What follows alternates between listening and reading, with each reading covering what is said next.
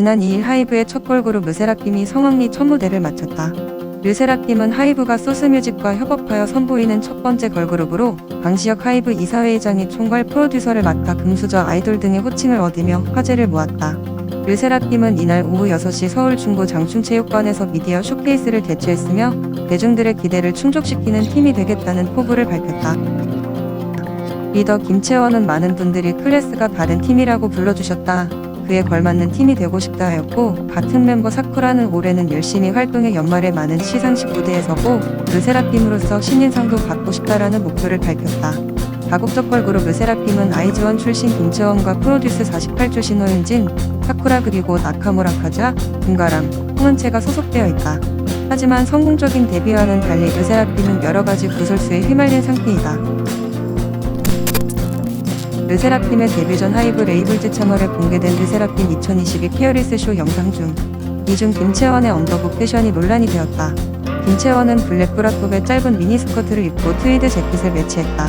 하지만 여기서 일반적인 상의가 아닌 아랫가슴이 살짝 드러나는 언더북 패션이 논란이 되었는데, 대중은 2000년생 어린 나이에 김채원이 이런 과한 노출 패션을 했다는 데에 지적했다. 누리꾼들은 어린애를 데리고 성상품화를 한다, 혹은 선 넘었다, 치마 길이도 충격적이다 등등의 불편한 기색을 드러냈지만, 이에 반해 다른 네티즌들은 컬렉션 의상을 그대로 입은 것 같다, 제니도 입지 않았냐, 팝가수들도 입는다, 오히려 더 과감하고 당당해질 필요가 있는 것 같다 등의 상반된 반응을 보였다. 또한 지난 10일 공개한 7번째 티저 영상 캐스팅콜은 멤버 전부가 런웨이를 선보이는 모습이 담긴 1분짜리 영상이었는데, 해당 영상 중 사쿠라가 게임기를 가지고 노는 장면이 문제가 됐다. 사쿠라는 닌텐도 DS를 하는 모습을 보여주었는데, 그 모습이 클로즈업된 장면에서 불법 카트리지인 알사가 삽입된 정황이 담겼기 때문이다. 알사칩은 닌텐도 게임기에서 동영상, mp3 등 멀티미디어를 재생하는 목적으로 발매됐으나 대부분의 유저들이 불법 다운로드한 게임을 실행하기 위해 사용했다. 불법으로 다운로드된 게임을 알사에 넣고 삽입하면 구매하지 않은 게임도 닌텐도에서 플레이가 가능했던 것이다. 국내에서도 이러한 알사칩을 저작권법에 위배되는 물품으로 보고 유통업자들에게 실형을 선고하기도 했다. 불법칩으로 알려진 알사의 사용 장면을 공식 티저 영상에 넣은 것을 두고 소속사가 저작권에 안일한 모습을 보였다는 지적이 쇄도하고 있다. 멤버 김가람은 데뷔 전부터 학교폭력 논란에 휘말렸다. 학교폭력 피해자라고 자신을 소개하는 사람이 쓴 글에서는 주변 학교까지 모르는 사람이 없을 정도로 질이 안 좋았다. 1년 동안 김가람과 그 무리들이 준 정신적 스트레스 때문에 심각하게 학교 다니기가 싫었다. 마음에 안 드는 애가 있으면 무리가 몰려와 여러 명이 욕하고 SNS로 저격하고 반해 모든 아이들 앞에서 한 명에게 창피 주고 비웃는 건 일상이었으며 욕과 패드립을 입에 달고 살았다. 인간패설을 그렇게 많이 하는 여자는 김가람이 처음이었다. 때려야만 폭력이 아니다. 이런 식의 학교폭력은 증거도 확실히 안 남고 별거 아닌 듯이 넘어가기 쉬운 문제라 나와 같은 피해자들은 너무 억울하다. 심지어 글이 점점 삭제된다. 3, 4년 전 일이라 더더욱 증거가 없어 너무 답답하다며 억울함을 호소하였다. 또한 지금 올라오고 있는 쉴드글들은 그 무리 친구들이 작성하는 글이다. 일진들이 같은 일진에게 똑같이 대하지 않고 잘해주지 않느냐. 가해자가 아닌 피해자의 말을 들어야 한다.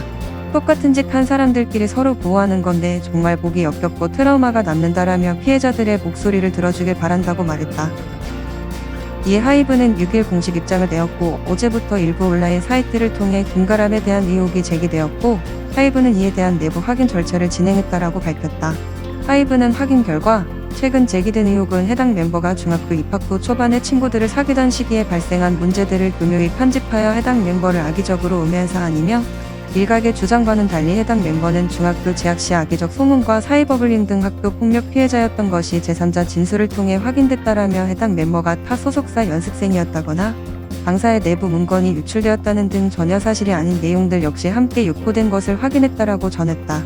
이어 당사는 이번 의혹이 데뷔를 앞둔 아티스트를 음해하려는 악의적 의도가 다분하다고 보고, 본 사안과 관련된 일방적이고 왜곡된 주장이나 허위사실 유포에 대해 소스뮤직이 법적 조치에 착수했다라며, 현재 제기된 의혹은 이제 데뷔를 앞둔 연예인 이전에 아직 미성년자인 멤버에 대한 인격모독적 내용을 담고 있어 이를 제기한 주체에 대해 어떠한 합의나 선처 없이 법적 조치를 취할 것임을 명확히 말씀드린다라고 경고했다.